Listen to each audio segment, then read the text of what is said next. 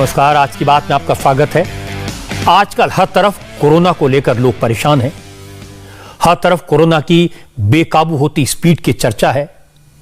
लोगों के मन में डर है, तरह तरह की आशंकाएं हैं और इन सबको हवा देने वाली अफवाहें हैं।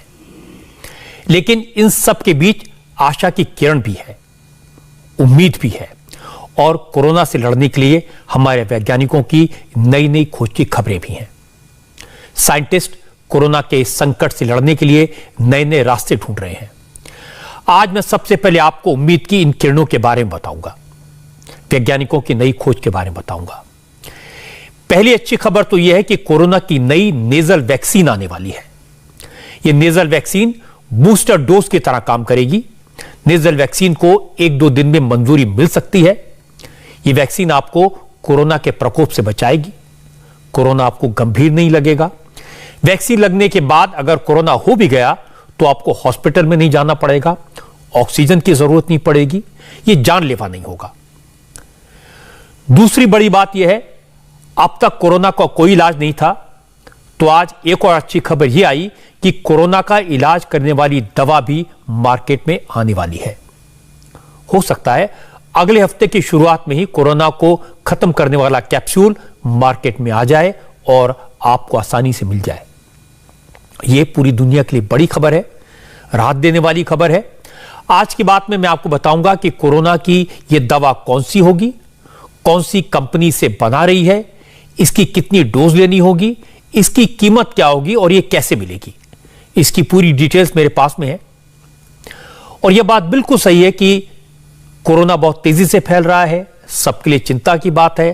खासतौर पर दिल्ली, महाराष्ट्र, गोवा, बिहार, बंगाल में कोरोना ने पिछले रफ्तार के रिकॉर्ड तोड़ दिए हैं।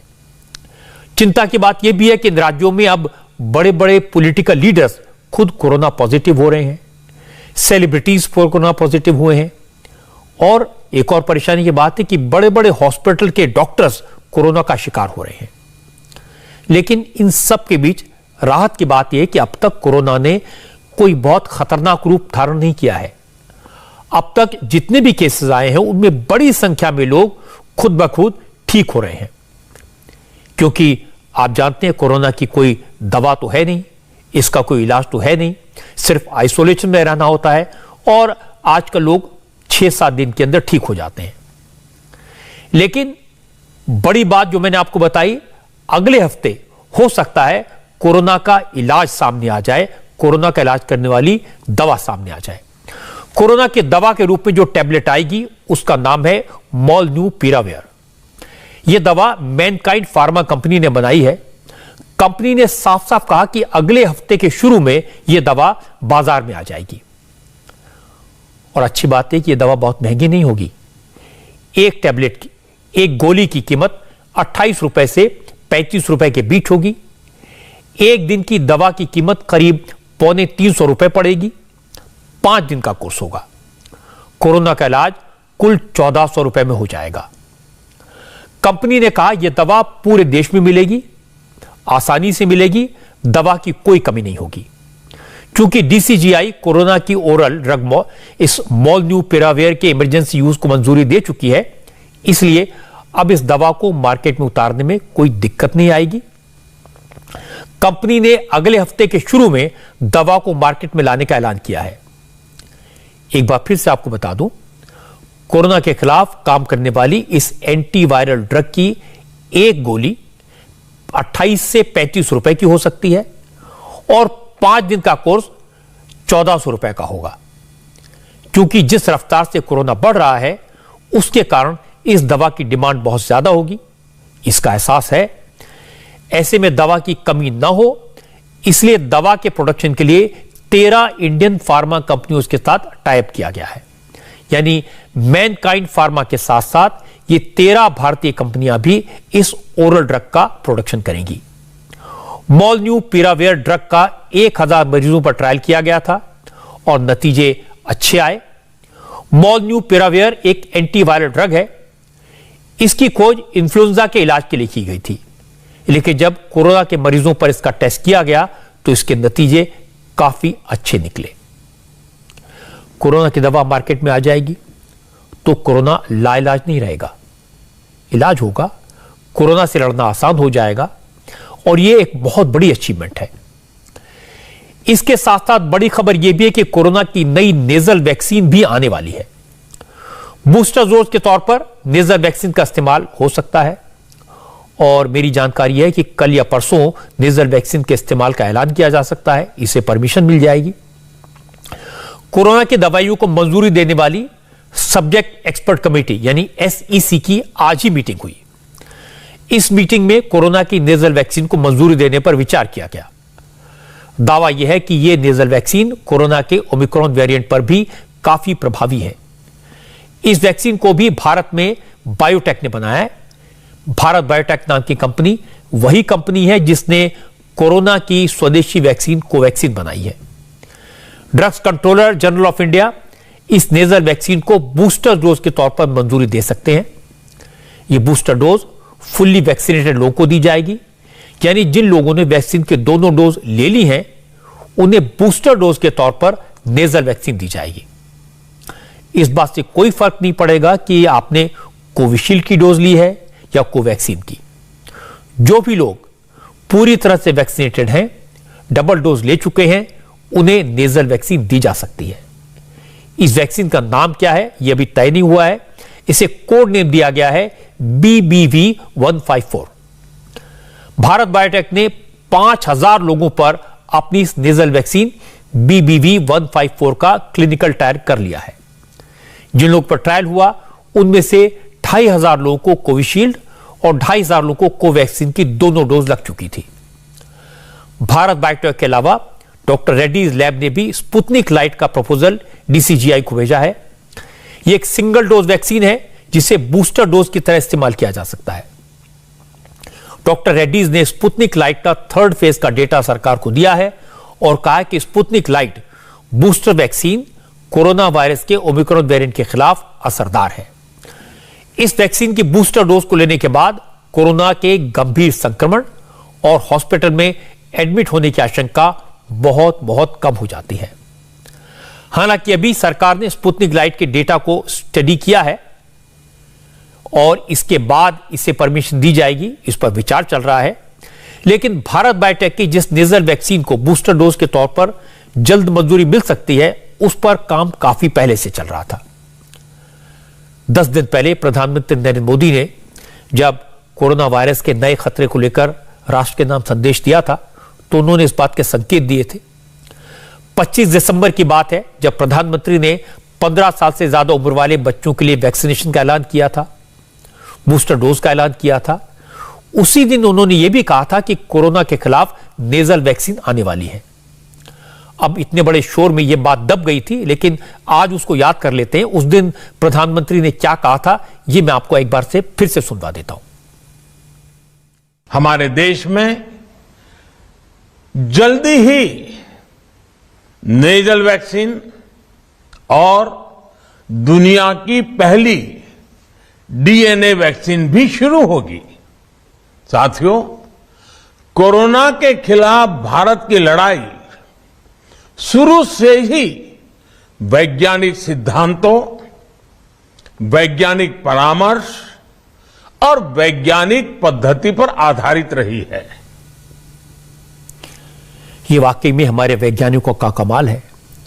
कोरोना की 2 वैक्सीन पहले से ही देश में बन रही हैं। कोवैक्सीन तो पूरी तरह से स्वदेशी वैक्सीन है। देश में करीब 150 करोड़ डोज लग चुकी हैं। प्रोडक्शन तेजी से हो रहा है। अब बूस्टर डोज के लिए नेजल वैक्सीन को मंजूरी मिलने वाली है। यह भी स्वदेशी वैक्सीन है और यह देश के लिए गौरव की बात है।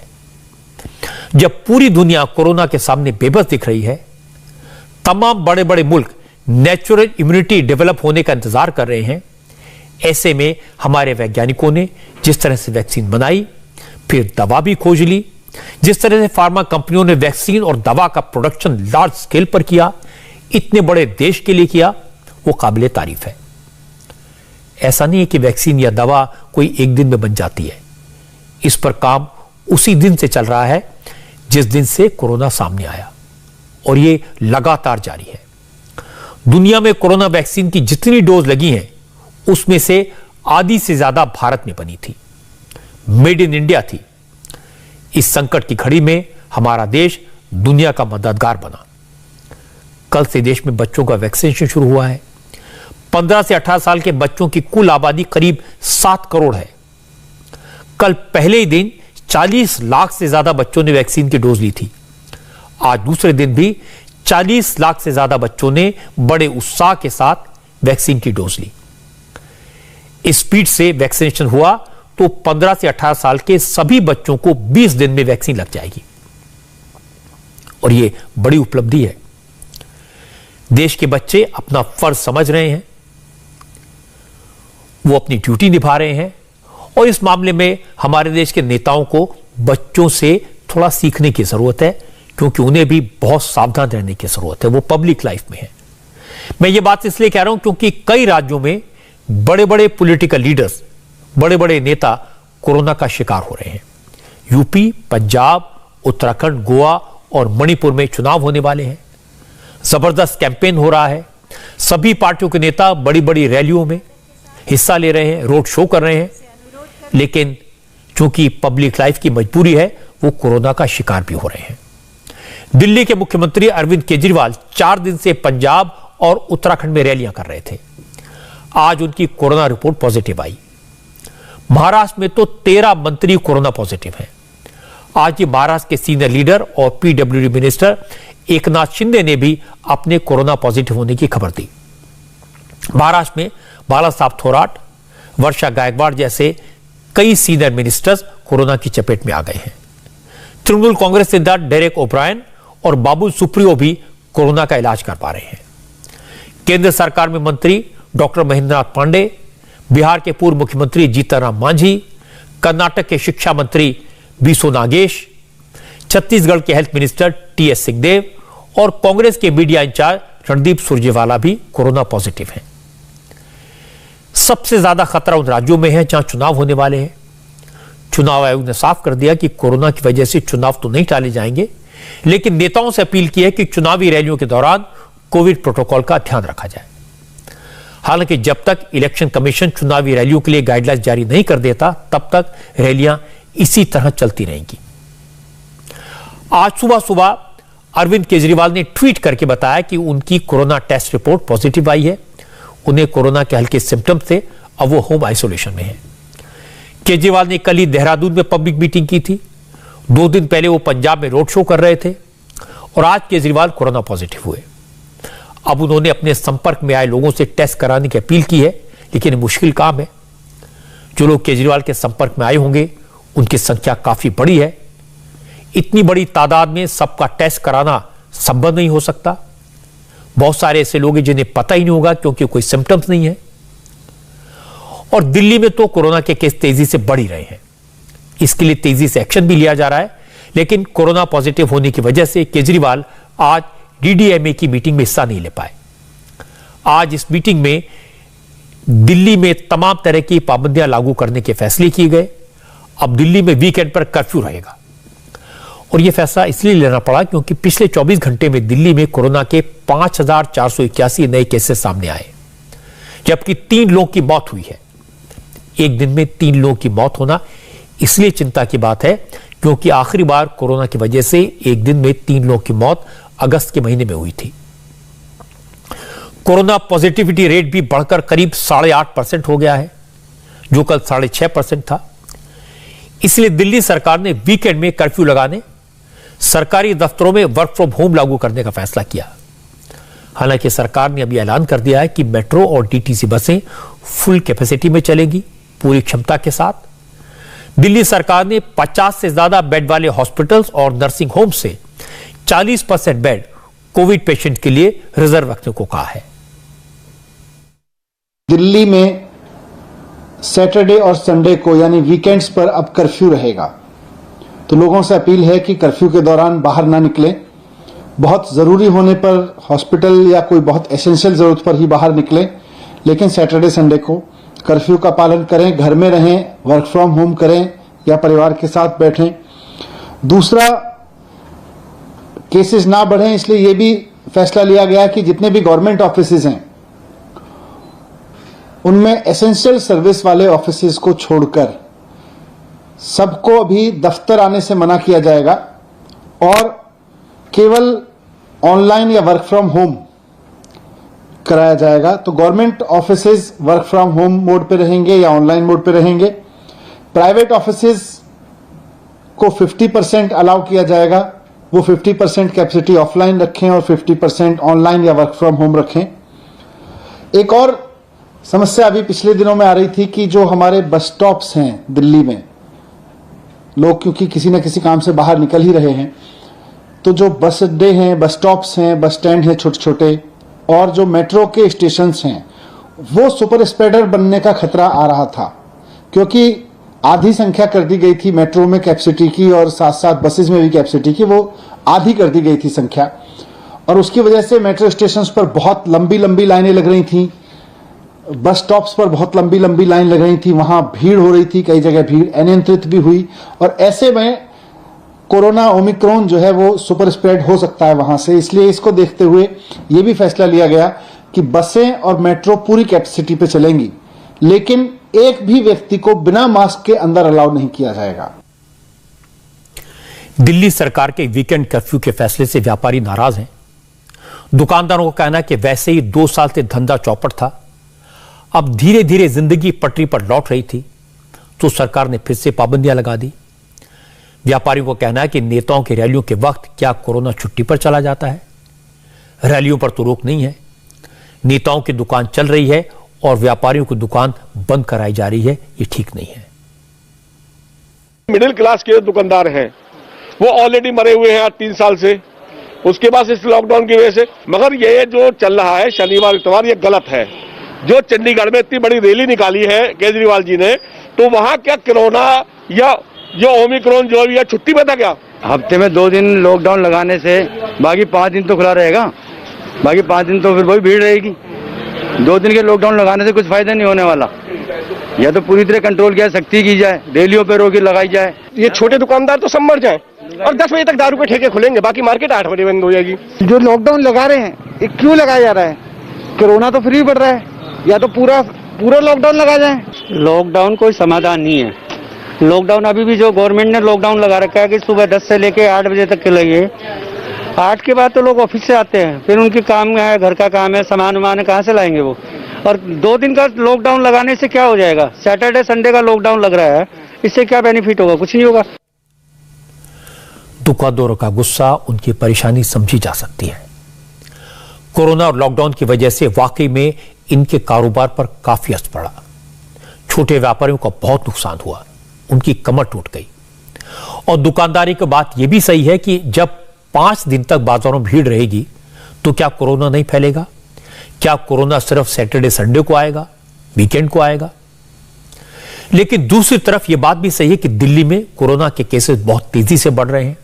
एक तरह से कोरोना ब्लास्ट हो रहा है, लेकिन बाजारों का हाल देखकर लगता है कि किसी को कोई चिंता नहीं है, कोई डर नहीं है। दिल्ली के मार्केट्स में जबरदस्त भीड़ लग रही है। हालांकि अब सरकार ने बाजारों में भी रैंडम टेस्टिंग शुरू की है, यहां पर एंटीजन टेस्ट किया जा रहा है। और चिंता की बात है कि बाजारों में लोग बिना मास्क लगाए घूम रहे हैं और वो कोरोना पॉजिटिव मिले हैं। हमारे संवाददाता भास्कर मिश्रा ने बताया कि दिल्ली के लाजपत नगर मार्केट में दोपहर तक 250 लोगों का टेस्ट किया गया, जिनमें से 5 कोरोना पॉजिटिव पाए गए। कोरोना के बढ़ते मामले को देख के राजधानी दिल्ली में अलग अलग मार्केट प्लेस में इस तरह से टेस्टिंग बूथ लगाया गया है। मैं इस वक्त लाजपत नगर सेंटर मार्केट में हूं और यहाँ पे बिल्कुल एंट्री पॉइंट की जगह पे आप देख सकते हैं सिविल डिफेंस और पैरामेडिक के स्टाफ है। यहाँ पे एक बूथ बनाया हुआ है और उसके बाद जो लोग ऐसे संभावित दिखते हैं या जिनको खुद ऐसा लग रहा है कि सर्दी खांसी बुखार है या जुकाम है, तो वो लोग खुद से या टेस्ट करवाते हैं या कुछ लोगों को सिविल डिफेंस के द्वारा भी यहाँ पे लाया जाता है और टेस्ट किया जाता है। ये एंटीजन टेस्ट है, कुछ ही देर में रिपोर्ट पता चल जाती है। अगर अभी की बात करें तो सुबह से लेके अभी तक 250 लोगों का टेस्ट हुआ है, जिसमें से 5 लोग पॉजिटिव पाए जा चुके हैं और ऐसे जो भी पॉजिटिव पाए जाते हैं उनका डेटा जो संबंधित डीएम ऑफिस है उनको शेयर किया जाता है और उनको होम आइसोलेशन का सुझाव दिया जाता है। तो ये दरअसल जितने भी मार्केट प्लेस हैं, भीड़ भाड़ वाले प्लेस हैं, वहां पे ये सुविधा की गई है जिससे कि पता चल पाए कि जो लोग मार्केट प्लेस में आ रहे हैं, इस बाजार में आ रहे हैं खरीदारी के लिए, शॉपिंग के लिए, वो पॉजिटिव तो नहीं है और अगर पॉजिटिव हैं तो उनके सैंपल को अलग कर दिया जाता है, उनको होम आइसोलेशन में रहने का सुझाव दिया जाता है। दिल्ली के कई मार्केट से ऐसी ही रिपोर्ट्स हमें मिली हैं, लेकिन इतना समय नहीं कि सारे मार्केट का हाल बताया जाए। एक एग्जांपल मैंने आपको दिया है, क्योंकि कोरोना का जो रफ्तार है, जो तेजी है, वो सिर्फ दिल्ली में नहीं है, कई राज्यों में है और सबसे ऊपर है महाराष्ट्र। महाराष्ट्र कोरोना के मामलों में नंबर 1 है। महाराष्ट्र में पिछले 24 घंटे में कोरोना के 18,466 नए केसेस सामने आए, जबकि 20 लोगों की मौत हुई। महाराष्ट्र का यह फिगर कितना बड़ा है, इससे आप इस तरह भी समझ सकते हैं कि देश में, पूरे मुल्क में पिछले 24 घंटों में कोरोना के 37,379 नए मामले सामने आए। 124 लोगों की कोरोना से मौत हुई। इनमें से करीब 50% यानी आधे से ज्यादा केस अकेले महाराष्ट्र के हैं। मुंबई में प्रॉब्लम और भी बड़ी है। महाराष्ट्र में एक दिन में कोरोना के जो 18,000 से ज्यादा नए केसेस सामने आए हैं, उनमें अकेले मुंबई का हिस्सा 10,860 मरीजों का है। मुंबई में आम और खास सब कोरोना का शिकार हो रहे हैं। मैंने आपको थोड़ी देर पहले बताया था कि महाराष्ट्र के 13 मिनिस्टर्स और 70 एमएलएस कोरोना पॉजिटिव हैं। इसके अलावा कई एमपीज और बड़े बड़े लीडर और सरकार के बड़े बड़े अफसर भी कोरोना की चपेट में आए हैं। महाराष्ट्र के डिजास्टर मैनेजमेंट मिनिस्टर ने कहा, यह सही है कि महाराष्ट्र में वायरस का विस्फोट हुआ है, लेकिन लॉकडाउन नहीं लगेगा, अभी इसकी जरूरत नहीं है। आता 13 मंत्री कोरोना पॉझिटिव्ह आहे राज्यातील, जवळपास 70 आमदार पॉझिटिव्ह झालेले हैं। महाराष्ट्र के 13 मंत्री और 70 विधायक कोरोना पॉजिटिव पाए गए हैं। कोरोना के मरीजों की संख्या 13,000 के पार हो चुकी है। ओमिक्रॉन की स्थिति काबू में है। पिछले 15 दिनों में जिस तरह केस बढ़े हैं, उसे देखते हुए कहा जा सकता है कि कोरोना की स्थिति विस्फोटक बनी है। हमने कई जरूरी कदम उठाए हैं, लेकिन संपूर्ण लॉकडाउन लगाने वाली स्थिति नहीं है। लॉकडाउन को लेकर मुंबई के मेयर किशोरी पेडनेकर से भी सवाल पूछे गए। उन्होंने माना कि मुंबई में कोरोना की सिचुएशन लगातार खराब हो रही है, लेकिन साथ ही यह भी कहा कि लॉकडाउन लगाने से आम लोगों और कारोबारियों को बहुत बड़ी परेशानी होती है, बड़ा नुकसान होता है। इसे देखते हुए किशोरी पेडनेकर ने लोगों से अपील की है कि अगर वो परेशानी से बचना चाहते हैं तो कोरोना के नियमों का पालन करें, जिससे सख्त फैसले लेने को मजबूर न होना पड़े। हर एक लोगों को जो डर है वो सही है। लॉकडाउन किसी को भी नहीं चाहिए। दस्तूरखुदा मुख्यमंत्री भी कह रहे लॉकडाउन नहीं चाहिए, तो भी लॉकडाउन नहीं चाहिए। ये अकेले मुख्यमंत्री, अकेले इकबाल चहल आयुक्त बोल के नहीं होगा। तो हम सबको मिलके जो मास्क का लगाना जरूरी है, 2 वैक्सीन लेना जरूरी है, हम भीड़ में नहीं जाना, भीड़ नहीं बनाएंगे, ये सब करते तो हम बच सकते। तो हर एक नागरिक आज भी लिखते हैं भर भर, ये नहीं चाहिए, वो नहीं चाहिए, बराबर है, नहीं चाहिए। क्योंकि आज अभी हमारा जो मुंबई का है वो अभी थोड़ा सा उभर रहा है। अब तुरंत ये होता है तो बहुत ही खराब घर घर में अवस्था हो जाएगी। मुंबई में कॉर्डेलिया क्रूज के शिप की बहुत चर्चा है। ये शिप गोवा में था, इसमें कोरोना का विस्फोट हुआ। आज ये शिप वापस मुंबई पहुंच गया। 5 दिन से यह शिप गोवा के पास समुद्र में खड़ा था। 66 कोरोना के पेशेंट मिले तो गोवा सरकार ने इस क्रूज के पैसेंजर्स को गोवा में उतरने से रोक दिया। अब यह शिप वापस मुंबई पहुंच गया है, तो भी इसमें सवार पैसेंजर्स को क्रूज से बाहर आने की इजाजत नहीं दी गई है। इसके कारण क्रूज में सवार लोगों ने जबरदस्त हंगामा किया। मुश्किल यह है कि जो लोग कोरोना पॉजिटिव मिले हैं वो भी इसी क्रूज में हैं, इसलिए क्रूज के बाकी यात्री परेशान हैं, उन्हें भी कोरोना का डर सता रहा है। लेकिन प्रशासन ने साफ कह दिया कि जब तक सबका दोबारा कोविड टेस्ट नहीं हो जाता, जब तक सबके कोविड टेस्ट की रिपोर्ट नहीं आ जाती, तब तक किसी को क्रूज से नीचे उतरने की परमिशन नहीं दी जाएगी। अब ये शिप मुंबई के कोस्ट लाइन में खड़ा है और बीएमसी इसमें सवार लोगों का आरटीपीसीआर टेस्ट करवा रही है। जिन लोगों की रिपोर्ट नेगेटिव आएगी उन्हें भी 1 हफ्ते तक होम क्वारंटीन में रहना होगा। 1 हफ्ते बाद दोबारा टेस्ट कराना होगा। जिन लोगों की रिपोर्ट पॉजिटिव आएगी उन्हें शहर के होटल्स में क्वारंटीन किया जाएगा और खर्च खुद मरीज को उठाना होगा। इस दौरान आज कॉर्डेलिया शिप मैनेजमेंट की तरफ से भी एक स्टेटमेंट आया जिसमें कहा गया कि वो गवर्नमेंट अथॉरिटीज का पूरा सहयोग कर रहे हैं। बयान में यह भी कहा गया कि शिप में उन्हीं लोगों को आने की मंजूरी दी गई थी जिन्होंने शिप पर आने से 48 घंटे पहले आरटीपीसीआर टेस्ट करवाया था, जो पूरी तरह वैक्सीनेटेड थे। शिप के क्रू मेंबर भी दोनों डोज ले चुके थे। इसके बावजूद कोरोना के केसेस सामने आ गए और अब सरकारी एजेंसियां जो कहेंगी वैसा ही किया जाएगा। अब लोग कह रहे हैं कि नए साल का जश्न भारी पड़ गया। कहावत है कि गए थे नमाज पढ़ने, रोजे गले पड़ गए।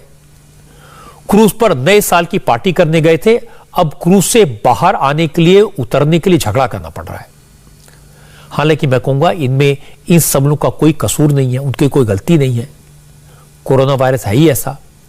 जो लोग क्रूज में सवार हुए उनकी 48 घंटे पहले की कोरोना रिपोर्ट नेगेटिव थी। सभी लोग डबल वैक्सीनेटेड थे। इसके बाद भी कोरोना क्रूज पर पहुंच गया और नए साल की शुरुआत खराब कर दी। दिक्कत यही है, खतरा यही है कि जिससे कोरोना होता है उसमें से बड़ी तादाद में ऐसे लोग हैं उन्हें मालूम ही नहीं होता कि वो कोरोना वायरस के कैरियर बन गए। जो 48 घंटे पहले की नेगेटिव रिपोर्ट लेकर आ रहा है उसे नहीं मालूम कि इन 48 घंटों में कोरोना उसके शरीर में पहुंच गया, कैसे पहुंचा, कहां से आया। चूंकि कोरोना चुपके से आता है और आने की खबर नहीं देता, कोई सिम्टम सामने नहीं आते। ज्यादातर मरीज एसिम्प्टोमेटिक हैं। अनजाने में ही कोरोना के मरीज दूसरों को कोरोना का वायरस बांटने लगते हैं। इसलिए ज्यादा सावधान रहने की जरूरत है। मैंने कल भी कहा था, आज भी कहता हूं, खुद को कोरोना पॉजिटिव मानिए और अपने आसपास वाले लोगों को भी कोरोना पॉजिटिव मानिए।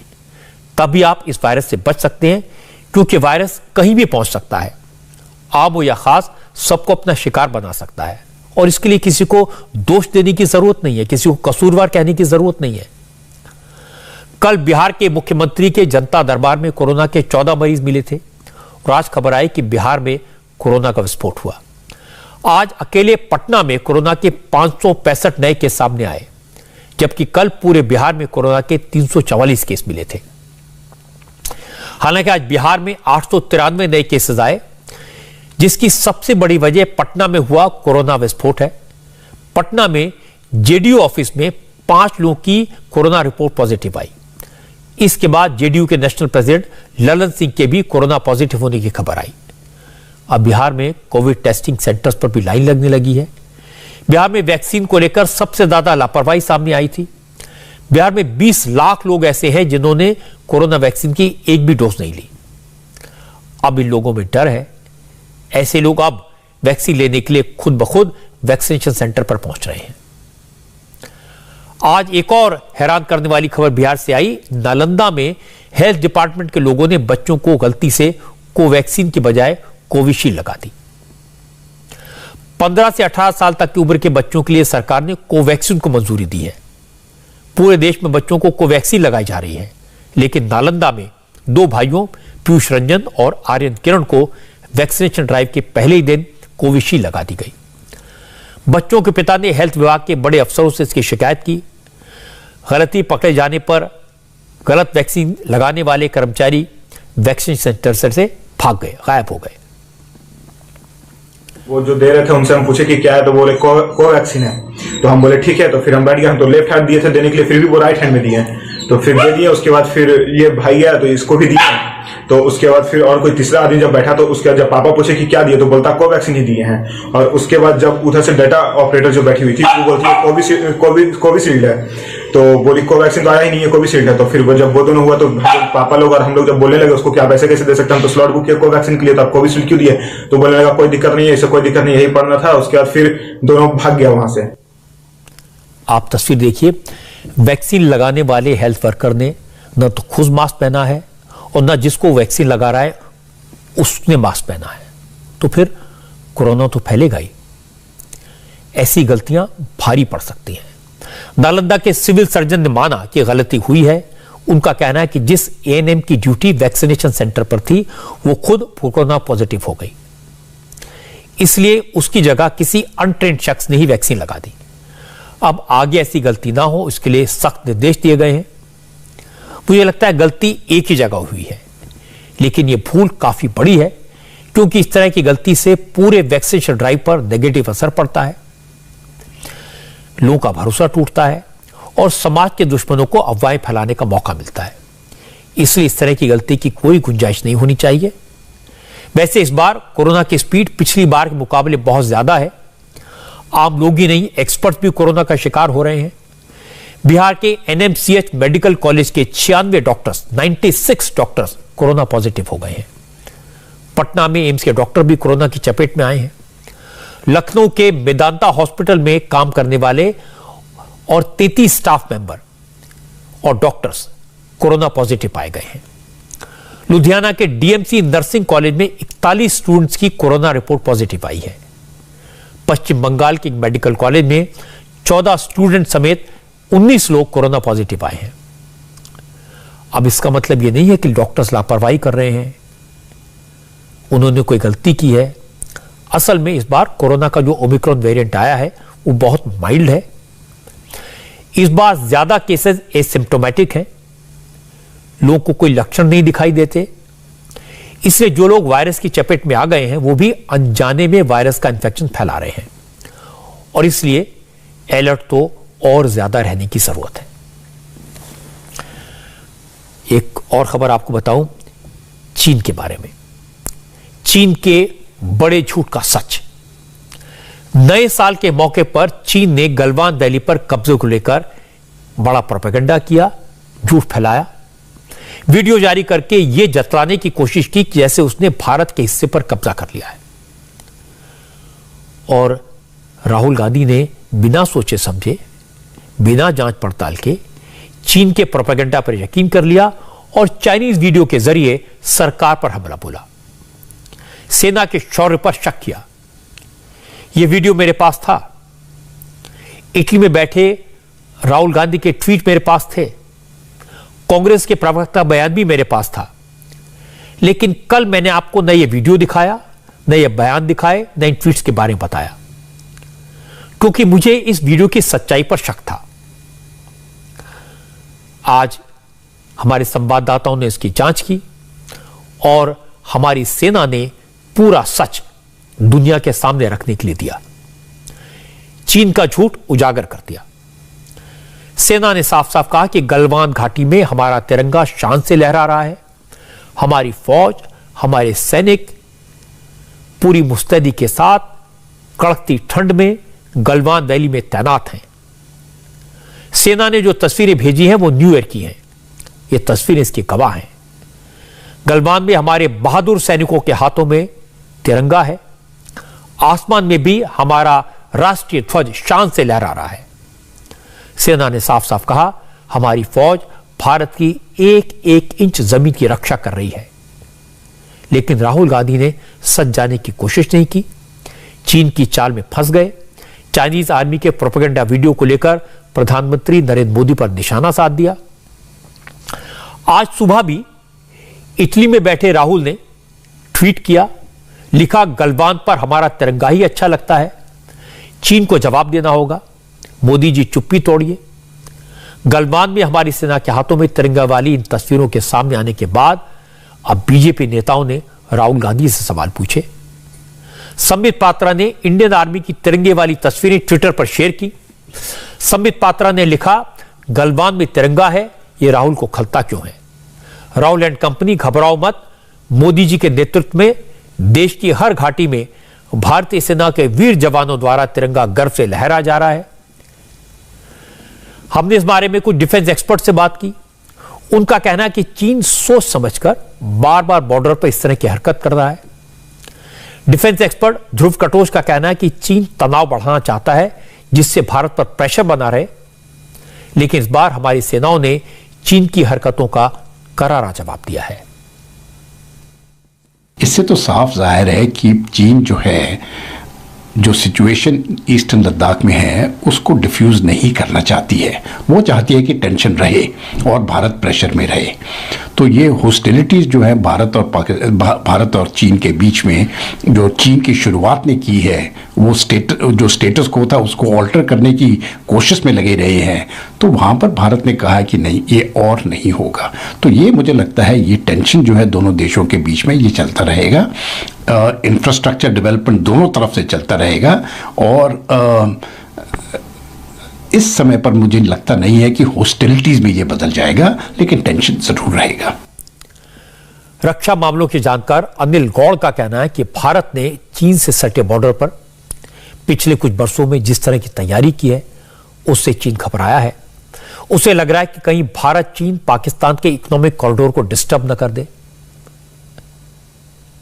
हिंदुस्तान अब यही कर सकता है कि उसमें सिर्फ ये उसकी जो कार्रवाई है उसके खिलाफ अपने कार्रवाई रखे तैयार। चीन जो है अभी जिस हिसाब से लद्दाख के अंदर उसने जो अपने ट्रुप मूवमेंट की और अपना जो ट्रुप्स वगैरह बढ़ाए हैं, वो इसीलिए बढ़ाए हैं क्योंकि उसको लगता है कि हिंदुस्तान जो है, जो उसका चाइना पाकिस्तान इकोनॉमिक कॉरिडोर जो बना रहा है वो उसको थ्रेटन कर सकता है। वो इसीलिए क्योंकि अभी लेह से दौलताबाग ओल्डी की जो हमने ऑल वेदर रोड बना दी है, उसके अलावा जो हम लद्दाख के अंदर और भी जो इंफ्रास्ट्रक्चर तैयार कर रहे हैं, तो और हमने एडवांस लैंडिंग ग्राउंड जो है अपने वो भी तैयार कर लिए। तो उससे चीन को लगता है कि ये जो सारा कुछ हो रहा है हिंदुस्तान का, ये उसके जो चाइना पाकिस्तान इकोनॉमिक कॉरिडोर है उसको थ्रेटन करेगा। क्योंकि दौलताबाग ओल्डी जो है वो तकरीबन 20 किलोमीटर है काराकोरम पास से, और अगर हिंदुस्तान काराकोरम पास में जाके अपने आप को वहां बिठा ले तो वहां से वो पूरा का पूरा डोमिनेट कर लेगा जो इनकी मूवमेंट है। असल में गलवान वैली में हमारे बहादुर जवानों से पिटने के बाद चीन परेशान है। उसने अक्साई चिन और पैगोंग त्सो के इलाकों में भारत पर प्रेशर बनाने की पूरी कोशिश की थी, लेकिन कोई फायदा नहीं हुआ। अब पैगोंग त्सो पर चीन एक ब्रिज बना रहा है जिससे एलएसी तक पहुंचने के लिए उसे कम वक्त लगेगा। जो रास्ता पहले 200 किलोमीटर का था वो 50 किलोमीटर का रह जाएगा। एलएसी के आसपास चीन ने सड़कों का जाल बिछाया है, लेकिन वो इस बात से परेशान है कि इस बार भारत की तैयारी बराबरी की है। भारत की तरफ भी टनल्स, ब्रिजेस और सड़कों का निर्माण तेजी से हो रहा है। चीन ने सर्दी के मौसम में भी एलएसी के आसपास के इलाकों में 60,000 सैनिकों की तैनाती की है। पहली बार ऐसा हुआ है जब भारत ने भी 60,000 से ज्यादा फौजी सरहद पर तैनात कर रखे हैं। कड़कती ठंड है, मौसम खराब है, लेकिन हमारे बहादुर जवान डटे हुए हैं।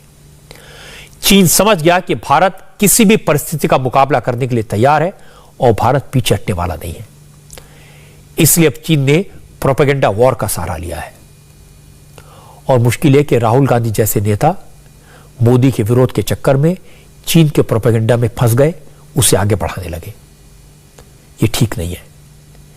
चीन के मामले में राहुल गांधी ने कई बार मात खाई है। न जाने क्यों वो हमारी फौज से ज्यादा चीन की सेना पर यकीन करते हैं, और राहुल कई बार ऐसी गलती कर चुके हैं। मुझे लगता है उन्हें अपनी गलतियों से सीखना चाहिए। जब देश का सवाल हो, जब देश की सुरक्षा का सवाल हो, जब हमारी बहादुर फौज का सवाल हो, तो फौज के साथ, सरकार के साथ खड़ा होना चाहिए।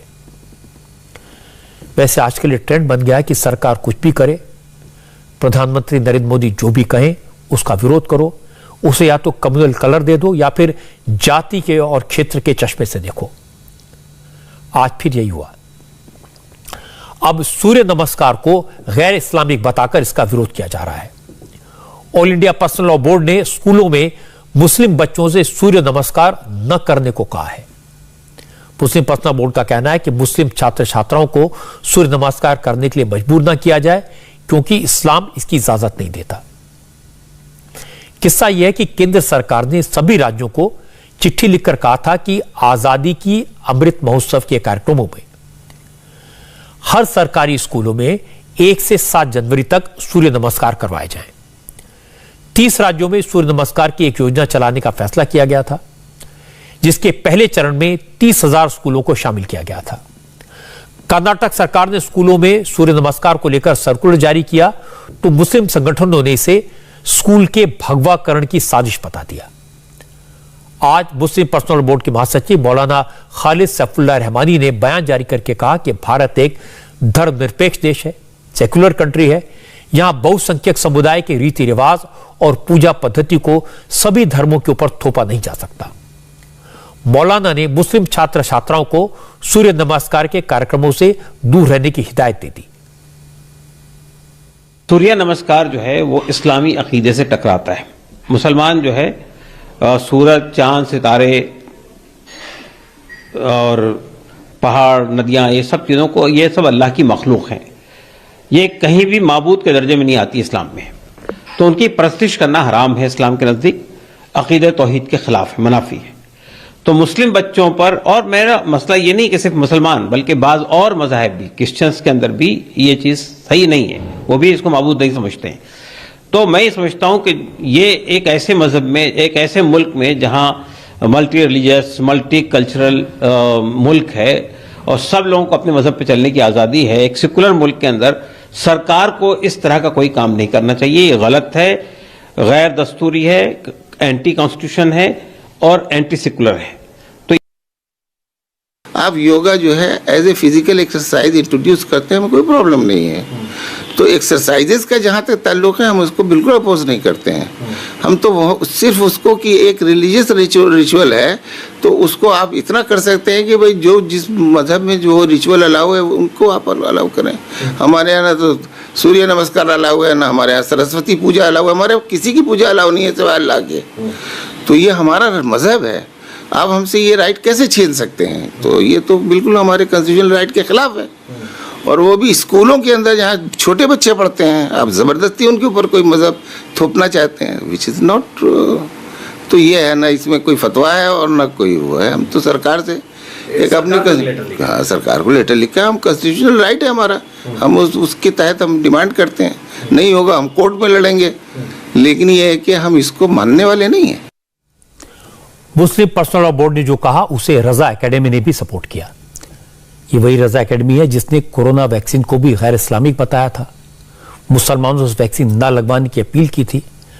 आज रजा एकेडमी ने सूर्य नमस्कार को भी इस्लाम के खिलाफ बताया, कहा कि सूर्य नमस्कार भी एक तरह की पूजा पद्धति है, इस्लाम में किसी भी तरह की पूजा की मनाही है, इसलिए मुस्लिम बच्चों को सूर्य नमस्कार नहीं करना चाहिए। मुसलमान बच्चे इस प्रोग्राम में हरगिज शिरकत न करें, ये गैर इस्लामी और गैर दस्तूरी अमल है।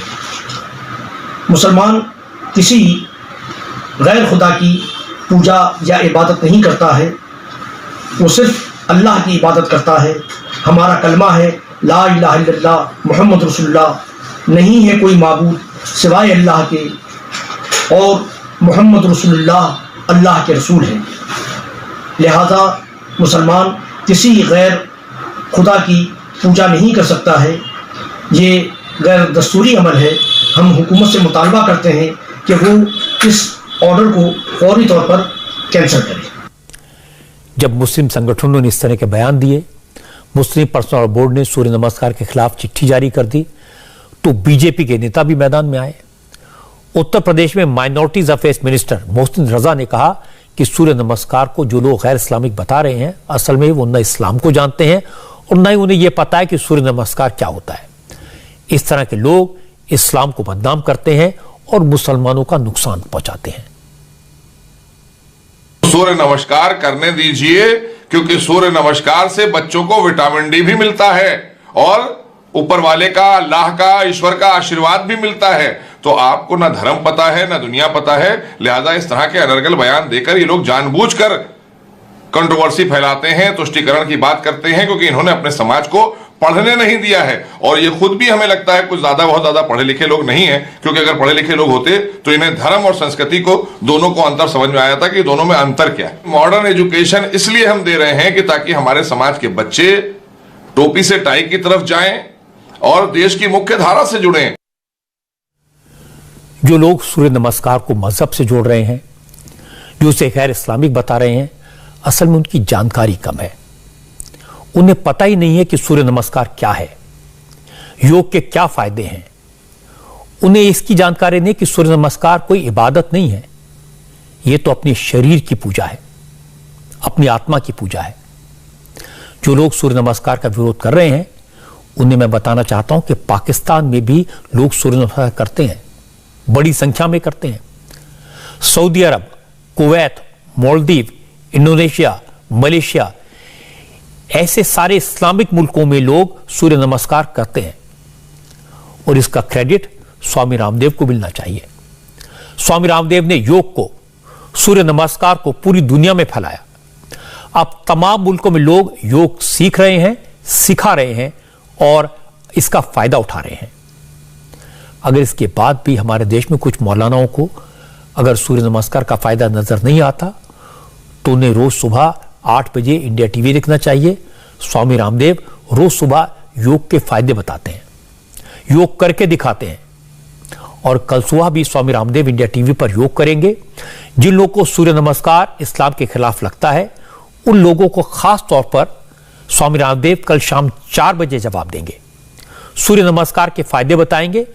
हो सकता है स्वामी रामदेव की बात सुनने के बाद सूर्य नमस्कार का विरोध करने वाले मौलानाओं को बात समझ में आ जाए और वो भी सूर्य नमस्कार करने लगे। उत्तर प्रदेश में सियासत में भगवान राम का नाम हम तो कई दिन से सुन रहे हैं। राम जन्मभूमि की चर्चा होती है, अयोध्या की चर्चा होती है, लेकिन अब यूपी के चुनावी संग्राम में भगवान कृष्ण की एंट्री हो गई, मथुरा की बात हुई, कृष्ण जन्मभूमि की बात हुई। कल अखिलेश यादव ने कहा था कि श्री कृष्ण तो रोज उनके सपनों में आते हैं और रोज कहते हैं तुम्हारी सरकार बनने जा रही है। इस पर आज योगी आदित्यनाथ ने करारा जवाब दिया।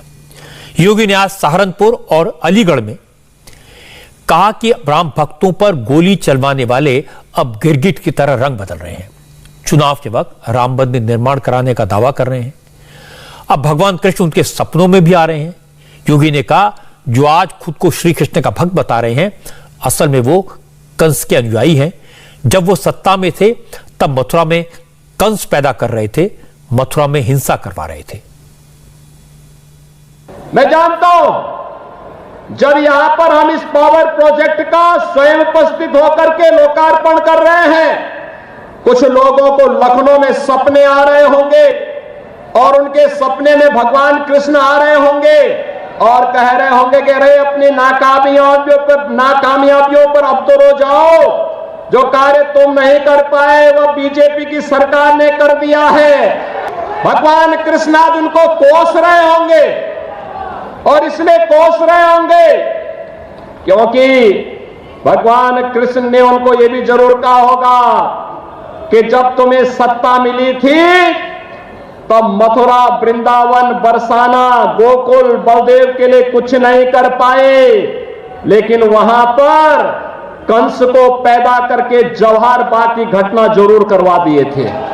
यानी ये हरकतें थी पिछली सरकार की। उनको भगवान कृष्ण से मतलब नहीं था, वे तो कंस के उपासक थे और कंस को ही पैदा भी करते थे और तब वही कंस जब पैदा होते थे तो जवाहर बाग की घटना भी घटित होती थी जिसमें एसपी सीटी मुकुल द्विवेदी भी शहीद हुए थे। आज की एक और बड़ी खबर आपको बता दूं, टेक्नोलॉजी का इस्तेमाल करके मुस्लिम महिलाओं का अपमान करने वाले आज पकड़े गए। बुल्ली बाई ऐप के जरिए महिलाओं का ऑनलाइन ऑक्शन करने का दावा करने वाले, सामाजिक कार्यकर्ताओं की फर्जी तस्वीरें अपलोड करने वाले 2 लोगों को मुंबई पुलिस ने गिरफ्तार किया है। यंगस्टर्स हैं दोनों। विशाल कुमार नाम के इंजीनियर स्टूडेंट को मुंबई पुलिस ने बेंगलुरु से पकड़ा, जबकि 18 साल की एक लड़की को उत्तराखंड के रुद्रपुर से गिरफ्तार किया गया। मुंबई पुलिस ने उत्तराखंड की आरोपी लड़की को उत्तराखंड की लोकल कोर्ट में पेश किया, जहां से उसे 4 दिन की पुलिस कस्टडी में भेज दिया गया। अब पुलिस इस लड़की को मुंबई लाने की तैयारी में है। बेंगलुरु से गिरफ्तार विशाल कुमार को मुंबई पुलिस ने आज बांद्रा कोर्ट में पेश किया। कोर्ट ने आरोपी को 10 जनवरी तक के लिए पुलिस कस्टडी में भेज दिया। असल में बुल्ली बाई ऐप नाम से एक ऑनलाइन एप्लीकेशन बनाया गया था। इस ऐप पर खास तौर पर मुस्लिम महिलाओं की तस्वीरें लगाकर उनके ऑक्शन का दावा किया जाता था। हैरानी की बात यह कि इस ऐप पर सिर्फ मुस्लिम महिलाओं की तस्वीर लगाई जा रही थी। पुलिस का कहना है कि बुल्ली बाई ऐप पर खालसा सुपरमेसिस नाम के एक अकाउंट से इसको इंट्रोड्यूस किया गया, जिससे ऐसा लगे कि आरोपी सिख समुदाय से जुड़े हैं। मुंबई में एक क्राइम रजिस्टर हुआ है और उसके तहत सोशल मीडिया पर ट्विटर हैंडल यूज़ करके बुलीबाई ऐप एक ऐप है जिसके माध्यम से कुछ सेलिब्रिटीज़ की और कुछ सोशल मीडिया पे एक्टिव महिलाओं की पिक्चर्स वायरल हुए गलत कमेंट के साथ। तो उसी पे कार्रवाई करते मुंबई पुलिस यहाँ आई थी और उन्होंने यहाँ पे भी एक लड़की को अरेस्ट किया है, उसका ट्रांजिट रिमांड दिया है, बाकी की कार्रवाई वो कर रहे हैं। इस लड़की का अकाउंट भी इस तरह की पिक्चर्स को वायरल करने के लिए यूज़ हुआ था। अभी लड़की ने मैम क्या किया? लड़की ने बताया कि वो जो जहाँ से ओरिजिनेट हुआ उससे भी वो कनेक्टेड है और एक और अरेस्टिंग मुंबई पुलिस कर चुके हैं, उससे भी वो कनेक्टेड है। जी जी। तो मोडस क्या थी इन लोगों की? मोडस ऑपरेंडी यही थी कि इनकी आइडियोलॉजी सेम है और इस तरह की हेट जो कमेंट्स हैं वो करते रहते हैं। यह आश्चर्य की बात है कि 18 साल की एक लड़की नफरत फैलाने का इतना बड़ा कारोबार चला रही थी, वो भी हाईटेक तरीके से। उसका असली पर्पस क्या था, मुझे लगता है पुलिस रिमांड में जब जांच होगी, पूछताछ होगी, तब पता चलेगा। इंडिया टीवी हर वक्त हर जगह डाउनलोड करने के लिए सर्च करें India TV news Google play store या ऐप स्टोर पर।